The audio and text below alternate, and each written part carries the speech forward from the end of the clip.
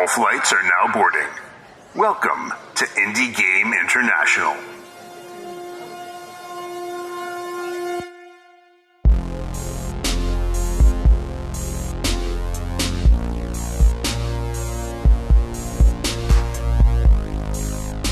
Welcome to the podcast. We are here today with Emiliano Pastorelli. You are what is your title at Hammer and Ravens? Are you just the CEO? I am at the everything, I would say. Okay. Because I'm the designer and lead developer and manager. So. Okay, and when did Hammer and Ravens, your company, when was it established? In 2013, I think. 2013. Okay, awesome.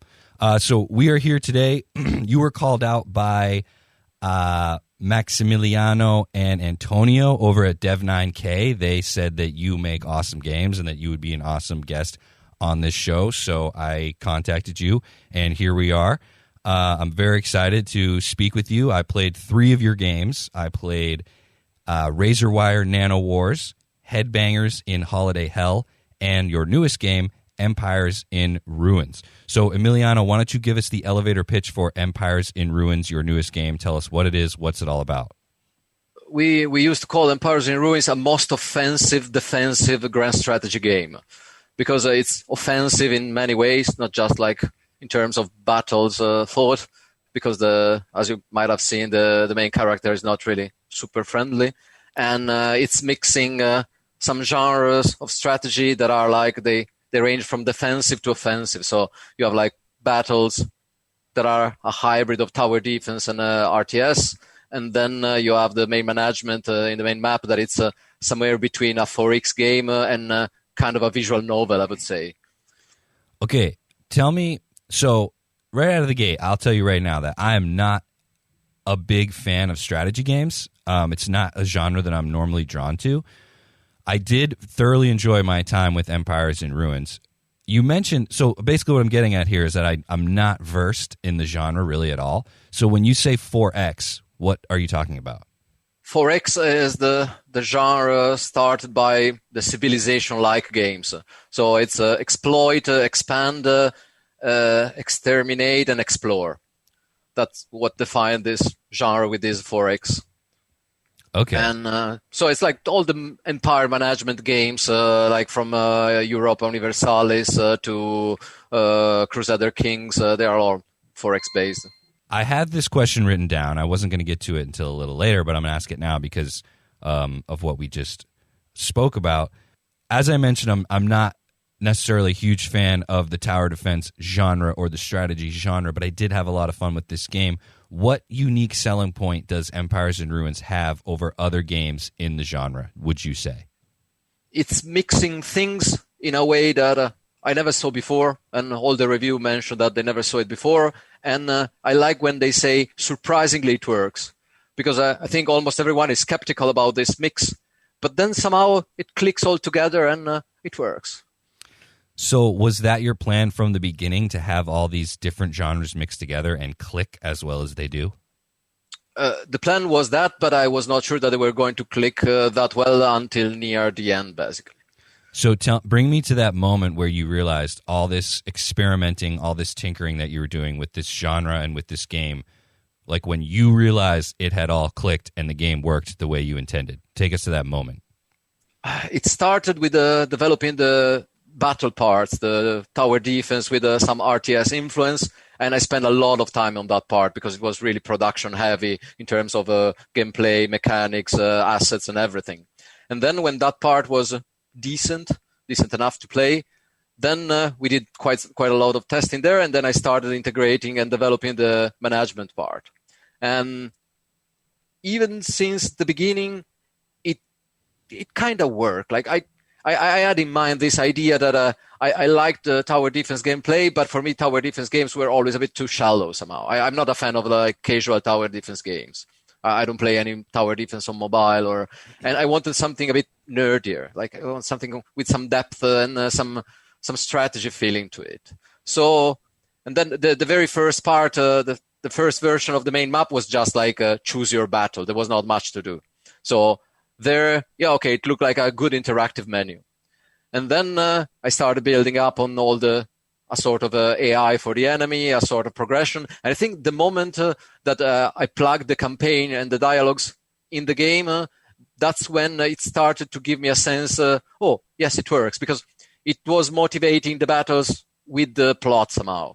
And so the visual, I call it visual novel, it's not really a visual novel, it's just the dialogues, but that part gave some really good excuses about why it was happening, what was happening in the rest of the game. And I think for me, that's what tied everything together. Okay, that's actually really interesting. So you mentioned, and maybe this speaks to why I don't find myself a huge fan of tower defense games, is that you had mentioned that they're usually pretty shallow. You know, it's kind of like a wave, and nothing against those kinds of games or people who like those games, but it's sort of like a wave system. You play at one level. It's like, okay, you defended the tower. Next level's a little bit harder. Next level's a little bit harder. But you introduced this ridiculously interesting and funny story to go along with it. And as you mentioned, all these management systems. So tell me, I guess the thing that jumps out to me the most is the story and the dialogue. Did you write all the dialogue? I wrote all the dialogues, but then we have an English writer, Tom, that rewrote them all. He kept the spirit, and I was directing every single dialogue myself to make sure that it did really click as we wanted. But then he wrote it like in a proper English, because as I'm not a native speaker, mine were clearly full of errors. Okay, and does this person work for you, or was he contracted? No, he was contracted. I think we are going to keep him for several other games, but he's working now as a freelancer. So he was writing for also some other games like Seven, the game about a thief. And then now he's working on several other things. But like every time we need him, he's the one that he managed to survive Empires in Ruins. So it's like a big medal, because it was not really easy to write those dialogues, because they needed to be offensive and rude enough, but they didn't have to exceed. And we wanted it to be stupid, but at the same time, we wanted to give a meaning to the whole plot that could become more and more serious along the plot. We wanted to have the characters to start kind of shallow and brute. So they are really like the main character in the beginning is just a brute, and then to build on top of the progression of the story. And for that, we needed someone really good at writing. And I think with Tom, we couldn't be any happier than that. Okay, yeah, I agree. Everything you just said in terms of what you were trying to do, me as the end user, I think you succeeded very well. Yeah, because basically one of my questions was around the idea of vulgarity. So vulgarity can be kind of overplayed, over the top, if you don't treat it with a little subtlety, which is weird because those two things seem like they'd be the opposite. How did you, first of all, why is the game so vulgar? Why did you make it that way? Which is a very broad question. But also, how did you achieve that balance that you just mentioned? That it's like it's vulgar, but it's not over the top. And I especially like what you mentioned, that the characters in the beginning just seem like stereotypes, like brutes. But then as they continue to interact, you realize there are subtle, characterizations going on with each character. So tell me about the vulgarity. Why is it there, and how did you pull it off so well?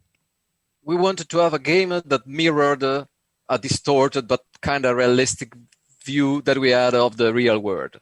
So we wanted to start with a really annoying character, and people had to hate him in the beginning. And then we had to surround him with such annoying and unpleasant characters that slowly people would start to understand why he was behaving like that. And this is like a veteran with several years on his back. And we wanted to give it this sort of nihilistic vision that he had of life, like disillusioned and everything. And that's why he starts that is really like just a super rude.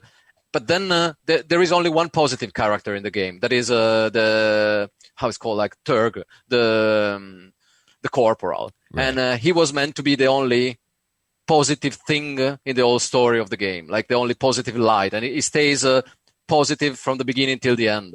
Everyone else, they are just like so bad and such negative characters that slowly the main character starts to feel like a positive character. And so the vulgarity was pretty good, like for a quick start on such a character, like so really pissed off and didn't have any interest on doing anything anymore, and it was just like forced to be there, and he didn't want to be there, and the balance we found by trial and mistake. we tried and we had to correct a few times. Like sometimes it was getting, and also we had to keep in mind the localization, because in some languages vulgarity is treated in a completely different way and feels completely different. And I was writing the dialogues in Italian and English at the same time, and already there it was like quite difficult, because sometimes some words that like in English, like some swearing as totally common, in Italian it already sounds rude. And so using the different languages, we try to find some compromise ways. Sometimes it still goes a bit too much beyond on one direction or another direction, but overall we felt that it worked. Like it didn't exceed too much. Yes, I agree. I think it is very tasteful. I don't think it overstays its welcome at all. And I also really like what you mentioned there, that there's the one character who's always positive. And I noticed that because it's a very smart thing that you did there, in terms of, like, he's basically the main character's foil, you know? Like, he's the opposite, kind of, because you have to give that opposing view. Otherwise, you'll just be beat over the head with this vulgar jerk of a general, or not sure his exact title. Sergeant. Sergeant. First Okay. sergeant. Yes. Okay. So, also, I'm curious about the art style.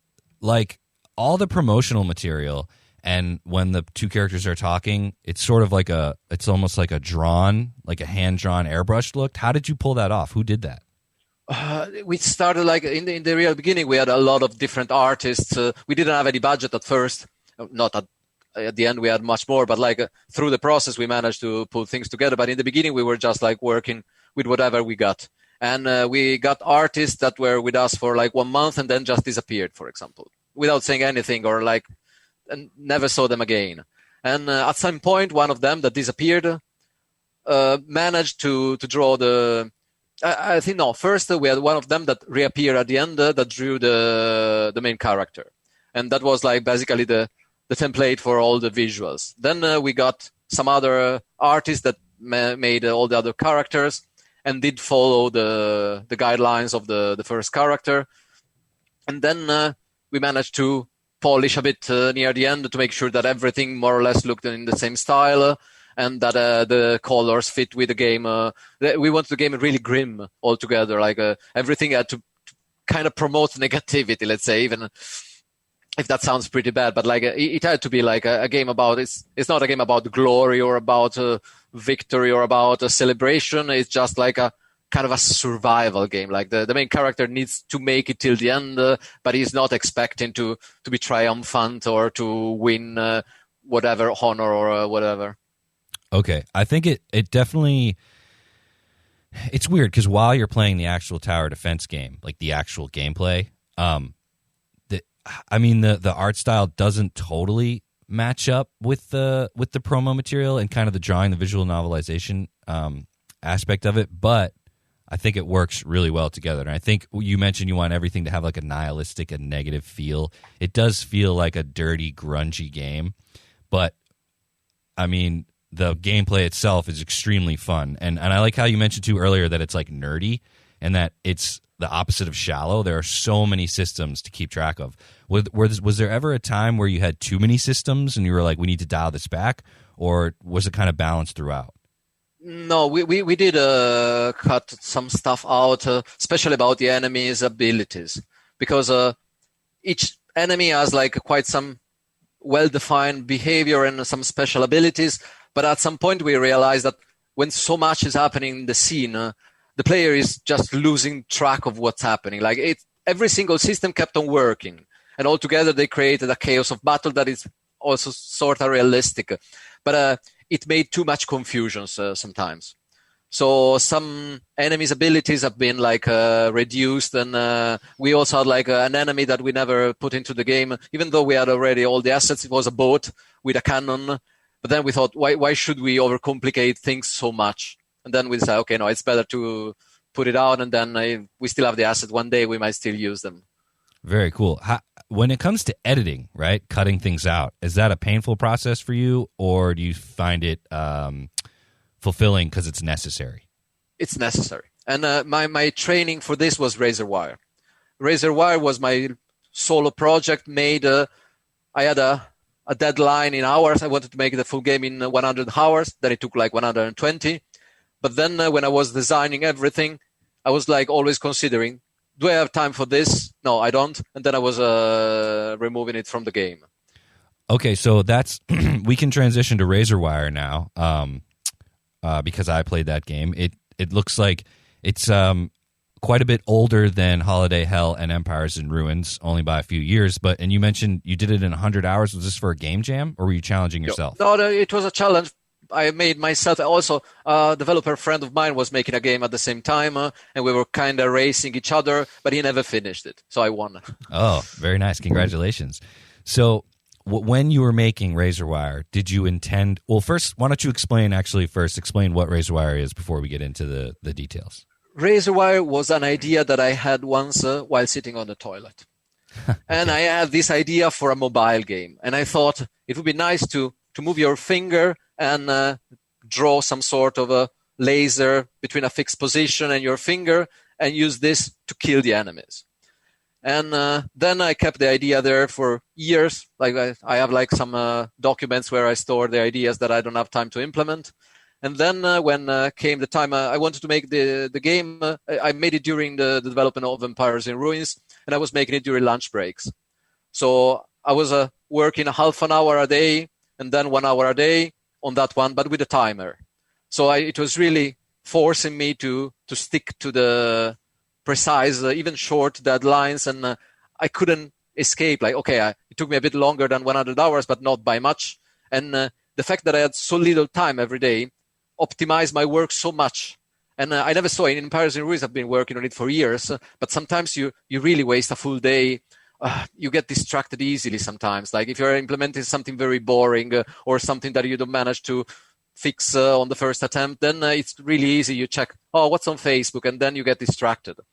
And Razerwire was just like, no, you have like this half an hour or 1 hour and you can only do that. And it was excellent in terms of performance time. So as much as this podcast is just a curiosity for me and an exploration of games that I play and that I love, I also want it to be full of advice. Like I want my audience to be other game developers. So based on what you just said, that's really interesting that having the time limit makes you work more efficiently. And then also working a whole day maybe on something boring on your big project, you can get distracted. What advice do you have? It sounds like you've been making games for a long time. What advice do you have for time management in game making, in both the small scale and the big scale, like you mentioned? It's quite hard to generalize, but task-driven. For me, task-driven, in Empires in Ruins in the beginning, I was not task-driven. Like even the design documents in the beginning was really generic, didn't specify a lot of things that I had to decide while implementing.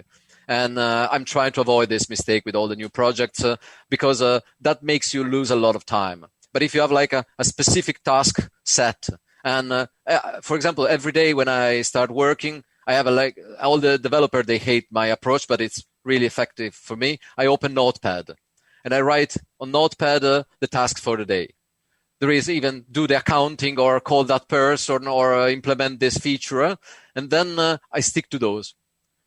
And it helps. It really helps because at least I'm driven, especially when you have a big project where you could be doing thousands of things because the game needs thousands of mechanics to implement or fixes or polishes or whatever. If you have smaller tasks, at least for me, for the way my brain works, it's a lot easier to just like get things done and be efficient. Okay, that's really good advice. I do a similar thing. I make podcasts for a living, and every morning when I wake up, or sometimes the night before, I make myself a to-do list for the day, right? And I've always wondered this, and now I'll ask you, since you mentioned something similar, do you think it is more effective in terms of workflow and getting things done? And maybe like psychologically, do you think it's more effective to put too many things on your to-do list or to put too little so that you see all those check marks, but maybe you didn't do as much as if you would put too much? What's your thoughts on that? For me, it's better not to put too many things there. I have like some Trello lists or Jira lists that are like huge. And those are like for the big picture. But for the single day, I prefer to have like a reasonable amount of things. Okay. I don't like the pressure of trying to do everything, but I prefer like to focus on doing well what's to be done and reasonably planned in the morning, let's say, or the morning or the week before. But okay, that's good advice. Thank you. So Razerwire Nanowars, you said 120 hours it took to develop. Did you want to sell it while you were making it? Was that the plan? Yes, I wanted to sell it without really having big expectations from the sales, because I wanted to say the plan was to make a game in very little time and to sell it like it released for $1. Okay. And then after a few years of fixes, I raised it to $2. I think it's right now. And I wanted the people to be happy enough. I wanted to be like some sort of a initial brand building. So people to be happy with what they got for the amount of money they spent on that. And it had to be like very transparent what was done and what was sold and what was in the game. So I was trying to really be clear and not to oversell it. Overselling it was my main nightmare, let's say, in that project. And I think it worked because like most of the reviews, and it's very positive now, and most of the reviews were always like happy about, they expected a small game, they got a small game, it worked well, they had fun, done. They were happy with what they spent on it. Okay, do you have any specific advice, maybe expand on that advice that you just gave in terms of what to deliver and in terms of basically early brand awareness? You need to build, unless you're really hacky and you have like the classic one-hit wonder, then you need to slowly build a reputation, a career, a portfolio, a curriculum, whatever. And all these things are part of that. Like, so making games that are, now when I go talking to a publisher, I have games with a positive to very positive on Steam. And they can see, okay, maybe they don't have like thousands of reviews, but they can see that we managed to finish big things, and people, maybe they are niche, but like overall they were liked by people. And that's for me quite important. Like it's a matter of patience. Like it takes a lot of patience, and you still hope that one of them makes a lot of money. But for me, the process is like either you just count on luck, but you cannot, or you go step by step and you build things. Okay, and when you say building like a good brand, are you mostly targeting with that sentiment publishers, other people in the industry who can help you, or the actual end user, the gamer, or both? You target a bit of everything. Okay. We went to some events in UK, and then we were meeting more developers, and those developers, for example, bought our game at release and review it, and then when we did the same, and then we met end users, and then we met publishers. You build it all up together. Like you try to use your time, social media, Twitter, and everything. It all builds up this thing. So you mentioned your company, Hammer and Ravens, was established in 2013, and then Razerwire came out in 2018. What was going on with Hammer and Ravens between 2013 and 2018? I was doing a lot of freelancing. I was using the company to do a lot of freelancing. I was studying my PhD at the time also, so I didn't have like too much free time. But the most of the free time was going into starting Empires in Ruins and doing freelancing for some agencies, for museums and fair trades. I was doing like multimedia stuff. I studied my PhD is in virtual reality and augmented reality, so I was doing a lot of these toys for events or for museum like interactive stuff I was using a lot of Kinect or like this 3D displays, this kind of stuff, and that took away a lot of time until 2 years ago. It was like half of my time I had to go there. That's why we were quite slow in producing the games too. So so Empires in Ruins, how long has that been in development? Since ever. I was born developing it. I think it started in 2012, at least the real beginning. But really? Like I said, in the beginning it was so slow, and we kept on losing team members. We kept on adding team members and losing team members. So management took away endless hours. And then I was learning Unity at the time. So I didn't know. I could program. I was already a programmer, but I never worked in games before. So I had to learn anew all the game design rules. I did a couple of exams of game design during my studies, but they were mostly optional exams. So I had to slowly learn all of that as well. So it was, I consider the first 4 or 5 years of Empires in Ruin really a learning process. Wow. Okay. This is fascinating. So to look at your credits, I would assume that Empire, kind of your career culminated into Empires in Ruins, which came out most recently, when in reality, it's not like that at all. No, I think it was like one step of the big stair in trying to make it. Okay, so what I'm so amazed by is your ability to have such a long development cycle for Empires in Ruins. It sounds like it was a headache, but it turned out to be a great game.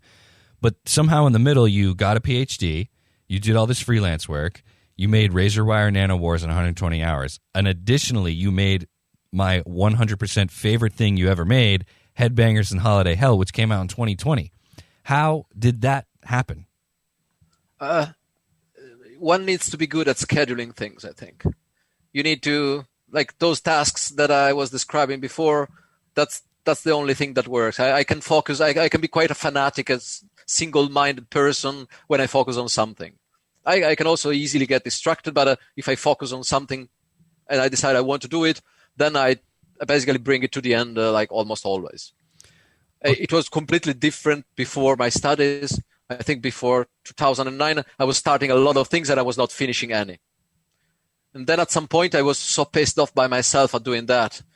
And it slowly changed, and I managed to change it. And I think it changed now, definitely. It's interesting you say that, because that's one piece of advice a lot of developers, more than one developer, has given me on this podcast, is that you don't overscope, make things that you know you can finish. And it sounds like you're living proof that you should do that, because you said you were pissed off at yourself for starting things and not finishing them. At what clicked for you? Was it just task management in terms of going from starting things and not finishing them to actually finishing things and releasing them? I think the real click was during my master. I started my master. It took me forever to do the bachelor. It took me like 7 years, because I was mostly going to parties and not really. I was working during summer for 4 months or 5 months as a lifeguard. And then during winter, I was doing some freelancing during study, but it was mostly parties. And then at some point, one night, I remember perfectly, they changed the laws to go to the army. And all of a sudden, it was again mandatory to go to the army. And I thought, no, I don't want to go. I really didn't want to go. And I thought, no. But I had to pass 8 exams in 2 months. And I had passed 2 exams in 4 years before. And then at that point, the morning after, I woke up and I started studying like I never studied before. I didn't pass all the exams. I missed one of them. But they changed again the law. And then I didn't have to go anymore to the army. But it had changed my approach to things. And I did the bachelor, the master, I did it in 2 years. And then I finished the PhD in 6 months, less than the 4 years that I was allowed to. So I think that my mentality, like it's not just like development or programming or everything. My whole mentality changed at that point. I kept on partying, but I focused a lot more on things to get done. Okay, so correct me if I'm wrong, but you just said that the kick in the ass to get your shit together was your government potentially forcing you to go into the army? Yeah, exactly. And this is the Italian government? Yes. Wow. That's kind of amazing, because if you think about it, clearly you didn't want to go in the army, right? No, I was partying all day long. Like I couldn't imagine a life in the army again with discipline or like I didn't have anything against the army in itself, but it was so different from my lifestyle at the time that I couldn't imagine myself long hair and always party reggae punk. Then all of a sudden short hair, yes sir. It just didn't work for me. Okay, I agree. But what I love about this, and I hope you'll see this connection, is that your government imposing this law on you, which you disagreed with, actually did a 180 and got you to be a more productive, efficient working human, correct? Absolutely. So a small thank you to the Italian government for doing yes, that for you. Definitely. And then as a bigger thank, because after a few months, they changed it again. And then even though I failed 1 exam, I didn't have to go anymore to the army. And then life went on. And look at that, dude. The army didn't get you into its ranks, and yet it taught you discipline. It's crazy. Yes. Very cool. Okay, so let's get into, as I mentioned, my favorite game that I played by you, Headbangers in Holiday Hell. What is it? Give us the elevator pitch. It's a twin stick that fields metal heads against the Christmas forces led by Santa Claus. And the elves and Santa, they are trying to force Christmas upon the world. They are trying to force you to start with your Christmas decoration already in August. And the metalhead doesn't want to follow that. Nothing against Christmas. I mean, I also like the Christmas atmosphere, but it's a bit more like it started as a sort of a social critique, as an idea against this forced Christmas atmosphere. At all costs, we need to be nicer to each other. We need to buy the jumper with Rudolph. We need to do all that. But I need to say, to be clear, Headbangers was not my idea initially. I mean, not even initially. Because Headbangers, I produced it, I published it, and then I managed the team. But it was an idea from Pert, a friend of mine that was doing only game jams at the time, and he wanted to try a bigger game, but he didn't have any artist. He didn't have any know-how on how to publish a game or how to release on Steam.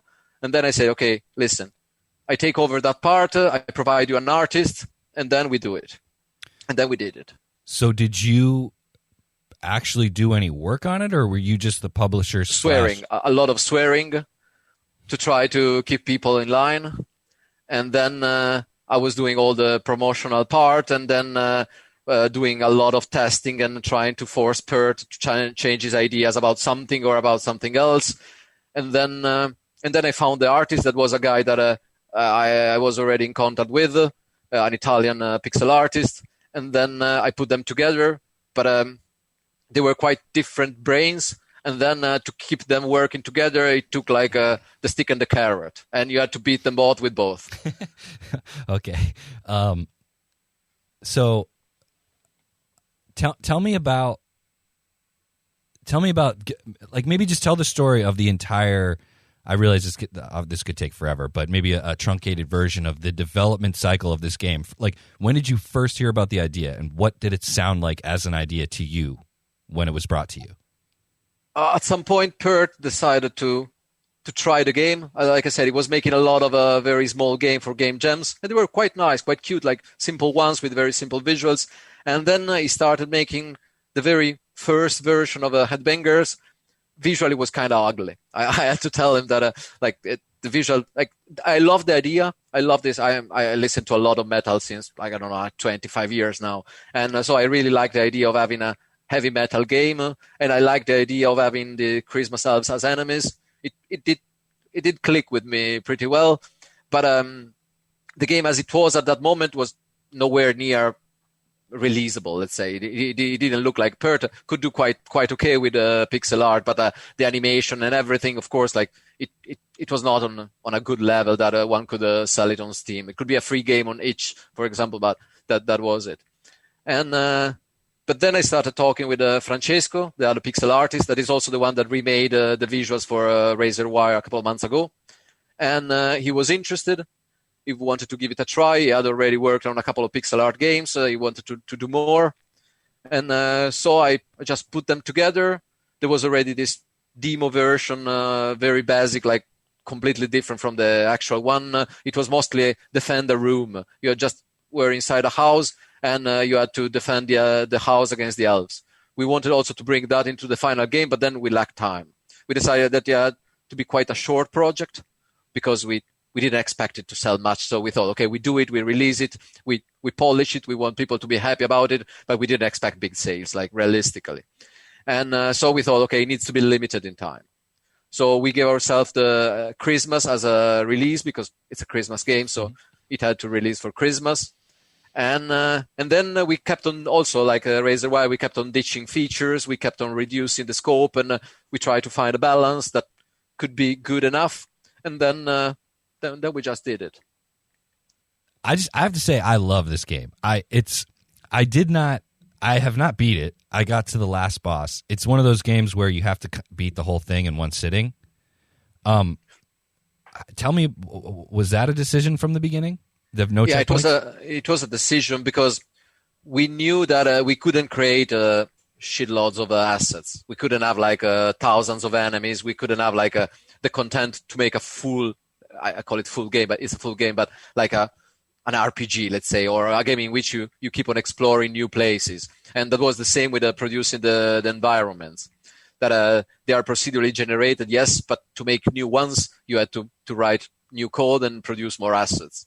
And so we thought that it's a roguelite loop, basically, because you keep some stuff, you keep the points that you earn from each run, and then you can upgrade your character. So it's not like a pure roguelike. And then we thought that if sold for little enough money, the gameplay felt snappy enough, the controls were good, and then we thought, okay, that this could be the way we can sell it, and in a good way, like. And that's how it shaped up, like. And of course, we wanted to change thousands of things, and we are planning some changes. There is a big update now for this Christmas, in which it's adding a storyline, and it's adding the band that made the soundtrack is going to be in game. And we are also, because we plan to release it on Switch for next year. And for that, we plan to upgrade the weapon system, to add some perks, to change a bit the level generation. So it's still a work in progress, let's say. It never stopped being produced at the moment. So how much of your day is spent working on Headbangers? At the moment, mine 0. It's just Pert that is working on it alone. And he does it he has a day job, so he's doing it in the free time. I would say 1-2 hours a day, maybe. Wow, I am so impressed. Make sure you tell him that I love that game. I will. Like I said, I love everything about the game. Tell me about the music. You mentioned the band. When you say in game, do you mean like footage or pixelated? The characters, the pixel art characters with the band members. I cannot spoiler the story, but they are in the story. Like. That's amazing. So who is this band? How did you get them to? They made music for the game? No, they are called Reign of Fury, and they are a UK thrash metal band, heavy metal band, and I think they are connected to Pert through some relative. He knew them anyway. Okay. And so he could ask them easily if we could get the rights to use the music in game, and if we could feature their faces and everything. And then that's how we did things. That's amazing. I feel like these days, well, I don't know that much about metal, but I feel like these days the pinnacle is New Doom with the metal music. But you guys, like with this game, completely nailed it. Every time you start the level, it just comes in with that nasty, like grinding guitar, and I'm just like so ready to shoot elves. Additionally, everything about in terms of sound, this music in sound, this game in the sound department excels. I can't tell you how many times in my mind I have like looped over and over again all the voiceovers from the elves. Like that was Pert. That was him. And it's fun because Pert is like probably 10 centimeters taller than me and huge and with a huge beard and like he looks like a Viking. And then he was making the voiceovers for these tiny elves and like hee hee. Yeah. It's like, you're on the naughty list. It just makes me laugh so hard every time. It never gets old. Like I said, I've never beat the game. There's no checkpoint system, and yet I've put maybe like 7 hours into it, something like that.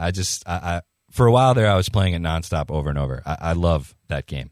But tell me, like, we can start to wrap up pretty soon here, but tell me, what are the biggest differences, maybe expected differences, unexpected differences, when it comes to your role for Headbangers, which it sounds like you're more a publisher for that one, and like a developer. Publisher, producer, let's say. Okay.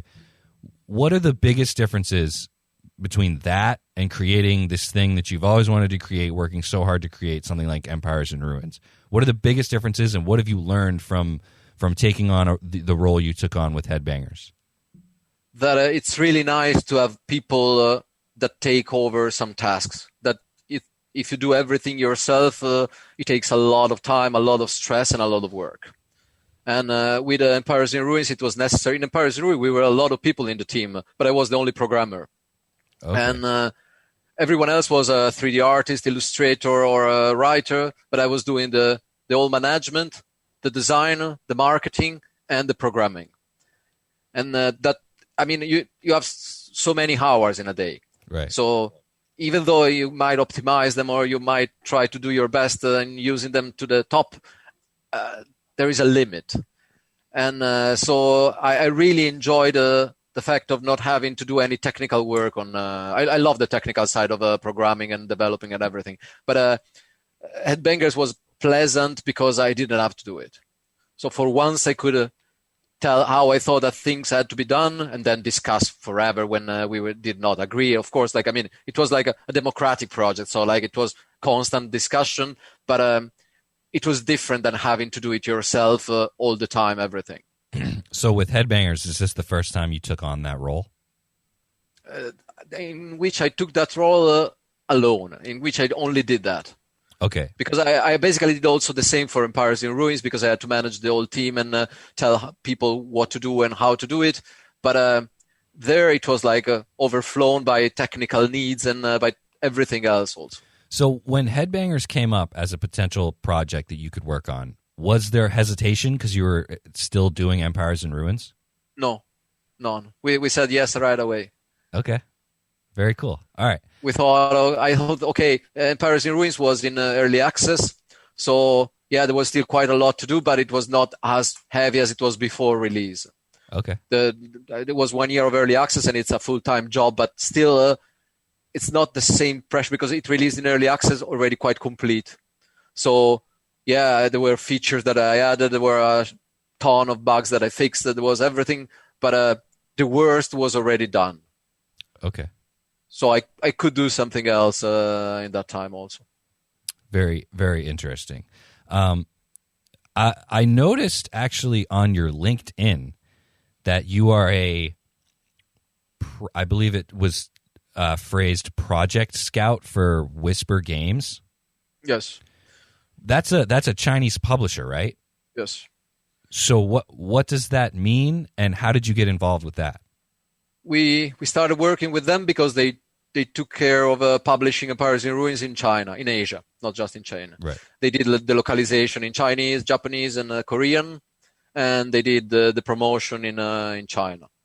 It turned out that it was not a game made for China, but I was really happy with the way they worked and with everything they did, and they were really nice people to work with also. So we decided, okay, past Empires in Ruins, we should do still something together, and that's what I started doing, searching for projects, European or Western projects anyway, that I think they might look good for Asia, from the little experience I built up in these months with Empires in Ruins.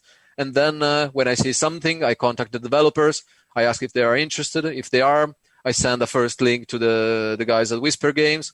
If they like the first impression, then I get a demo from the developer and possibly a pitch deck or whatever they have ready. Then I send the demo over to Whisper Game. They try it. They have usually 5 testers that they play the game for 2 weeks. Then I get back a long list of feedback, if it's interesting, or a no if it's not interesting. And it's mostly the interesting that they're not specific about genre or game style, whatever. They mostly try to judge if they think that the game fits for the Asian market, the Chinese, Japanese, and the Korean mostly. And then if it's like that, then we continue, and I continue the exchange with the developer. Okay. And when did you start doing this? Last year. It's not 6 months ago, probably right after the release of Empires in Ruins. Have you enjoyed the process so far? Yes. It's quite pleasant, and it's very interesting for me because I find myself in the role of the one that needs to have the thing pitched to. So it's usually me pitching to a publisher, and now I see from the other side how it feels. And I'm learning a lot about mistakes that people do, a lot of how a pitch can be a bad pitch, what's interesting, what sometimes the request of money is makes completely no sense, or they require too many months. And I think I'm trying to use all this in my developer side when I pitch to the publishers now. Okay, this is perfect. Give us 3. What's the top 3 biggest mistakes when it comes to pitching to a potential publisher? Nothing unique. Sometimes you get the list of unique selling points, and it's okay, this is not unique. This is the description of the features of the game, maybe. And then asking for too much money and too much time for a game that doesn't show any potential to ever pay off for that much money or that much time. And I think those two are the main things. Like those two are the main showstoppers, probably. Okay. Thank you for that advice. It's very valuable. So I think we can get into my final 4 questions that I ask all my developers that I get on this show. I'm very curious to hear what your answers will be. So my first question, you can either answer this in terms of generally or specifically each of the 3 games we talked about. So what is a typical release day like for an indie game developer? Excitement, panic, excitement again and panic again, and then you go to sleep, and then you wake up and you go straight to the back end of Steam, and you keep on clicking refresh, and you want to see how much you sold. Okay. And I was lucky that my release days were kind of smooth. Yeah, there were a couple of problems, but I knew that the game was ready. With Razerwire, it was super tested, and it was small enough that I have no fear. The same for Headbangers and Empires in Ruins. It released in early access, so it's kind of a little more forgiving, and I knew it. So, but still, like for example, there was a bug on Steam, and the moment I click release, the soundtrack didn't get a discount. And then I was doing the stream, the release stream, and I didn't see it. And then after 2 hours, I drank I don't know how many beers. I kept on playing the game, and then I realized, no shit, the soundtrack didn't release with a discount, so it had no visibility. A lot of unexpected things happen, but if you plan it's survivable. Okay, but it's exciting. It's really exciting. Very cool. Razerwire, you mentioned you had the idea as a mobile game. Is it currently available on mobile?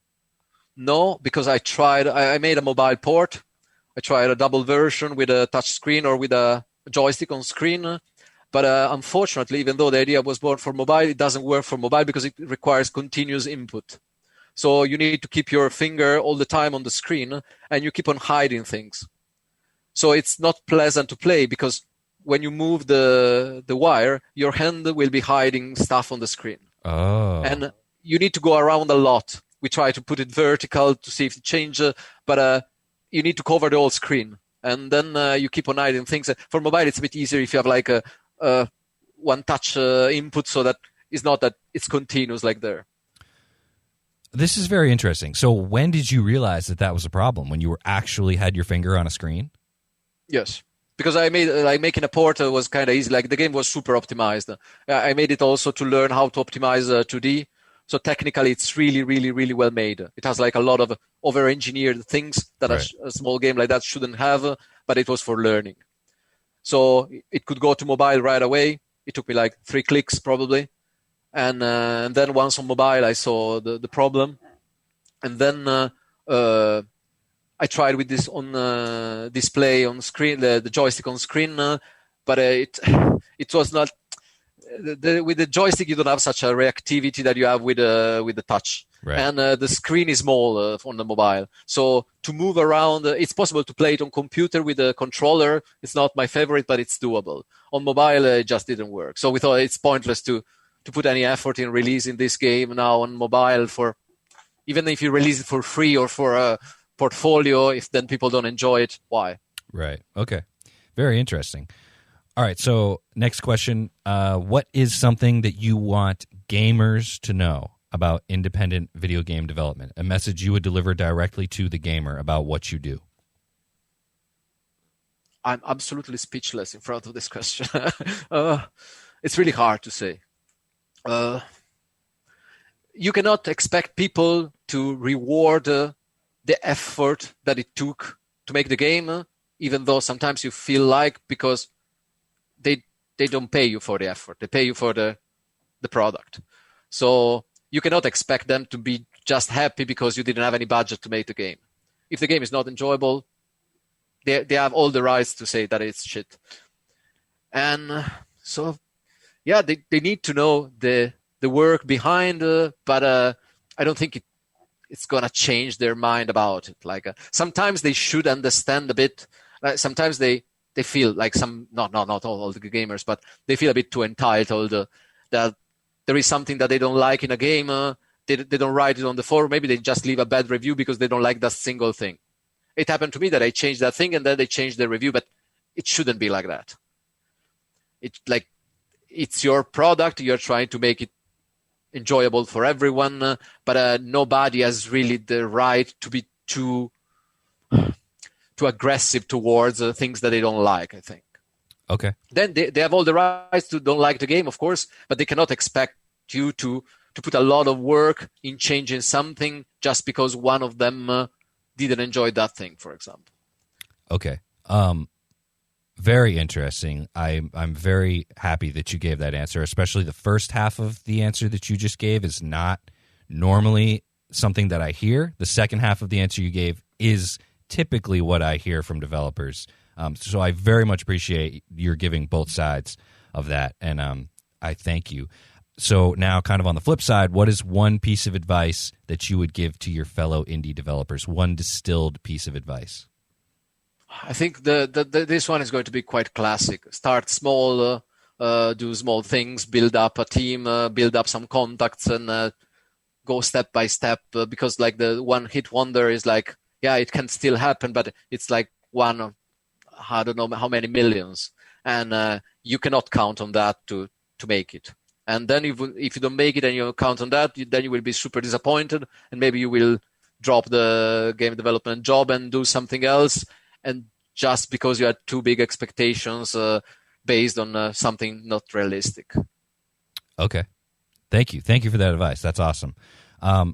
So I have one more question, but before we get to it, I just want to say thank you so much for coming on this show and sharing your advice and your stories and your knowledge about indie game development. I thoroughly enjoyed all three of the games I played that you developed, so I thank you also for making those. But because you were such a great guest today, I want to ask you if you could possibly call out another independent video game developer who you think would make a great guest on this show like you did for me today. Who would you call out? I would call out Saverio Caporusso. Saverio is the CEO of Troglobites, and I really love the Troglobites, and we've been working side by side. We also worked together on a small project for a while, and they made a Hyper Parasite that is a really brutal twin-stick shooter. If you think that Headbangers is hard, like Hyper Parasite is like up there because like you will die billions of times. Okay. And now they are working on a much larger game. They're working on Edo no Yami, that is a cyber samurai side scroller. Let's say how to define it, but interesting. And Saverio was also, I met Saverio several times at different events in UK or in Germany, and we always talk to each other like about pitching and about, he was really good at pitching because he did like thousands of pitches for the latest game. So he was really like a source of advice for quite a lot of things for me. Very cool. I cannot wait to try out Hyper Parasite, especially because you said it's a twin-stick shooter. Headbangers in Holiday Hell is probably the second twin-stick shooter that I have really played and really loved, and so I can't wait to try this one out because I kind of don't really know where to go from here. I played Ruiner. Did you ever play Ruiner? Yes. That game is one of my all-time favorites. Aesthetically, the music, the story, the gameplay, love it. And then I also, like I said, I love Headbangers in Holiday Hell, so I cannot wait to try out Hyper Parasite. I'm excited for the challenge. But actually, I want to ask you one more question that kind of just came to me. So really quick, just the three games that I've played by you are very, very different. They're in very different genres. I'm wondering if you have advice or any type of comment on making such different kinds of games. Is it better to try out new things like that, or would you say maybe it's better to do one thing really well and to try to kind of make similar games and improve how you make those kinds of games? Well, do you have any advice on that? I think it might be better to do similar games, but it's a lot more fun to make completely different things. Like the game we are working right now, it's a tycoon manager, and we are about to release an educational game on mobile also. So as you can see, like I'm going from Sergeant Heimar swearing to teaching kids how to speak German. So like we're covering quite a range of things, and I think the fun is one of the main reasons to choose this job that is like filled with suffering and pain as well. But if you take away the fun, you take away like one of the big reasons to keep on resisting and focusing. Okay. That's very interesting. So real quick, how can people get your games and how can they get in touch with you, whether on social media or on the internet? Just give us the contact info and how to get your games. You can find us on Steam. Will you have a link somewhere? Because if I cannot read the links. I'll have links in the show notes for sure. But you have like social media? They can find us on Twitter. We are super active on Twitter with the Hammer and Ravens account or my own one. And then we are fairly active on Facebook, then on Steam. We used to be active on more, also on Instagram again. We used to be active even on more platforms, but then we lack time to cover IndieDB or Game Jolt. You just cannot cover them all. But okay, very cool. I think Twitter is probably the easier one, or Discord as well.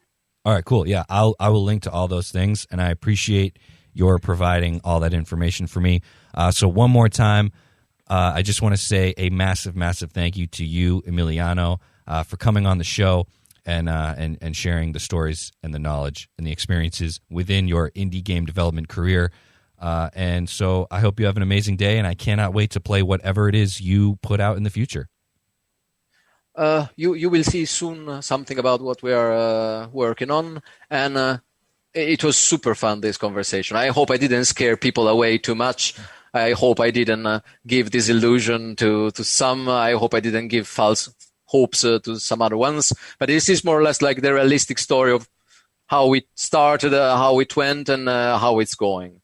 And it's always fun for me talking about this stuff. Like I could talk about this forever, like hours and hours wouldn't be any problem. And you were a super good guest, and I really like the questions. Okay. I like the question managed to dig into quite some sides of the topics that made it like even a lot more interesting. Awesome. Thank you so much. Okay, that wraps up today's episode. I hope you enjoyed it. One more big, huge thank you to Emiliano for taking the time out of his day to join us. You can find Hammer and Ravens on Instagram and Twitter at ham_rave. That's HAM_RAV. And I will have links to check out their work and their games in the show notes. So please check those out. Don't forget to follow me on Twitter. You can find me at IndieGameINTL. If you want to sponsor this podcast or you have a killer suggestion for a future guest, feel free to tweet at me or email me at sumadrepodcasts@gmail.com. Okay, that is all for today. A final thank you to Emiliano, and I hope you, listener, have an amazing day. Bye-bye.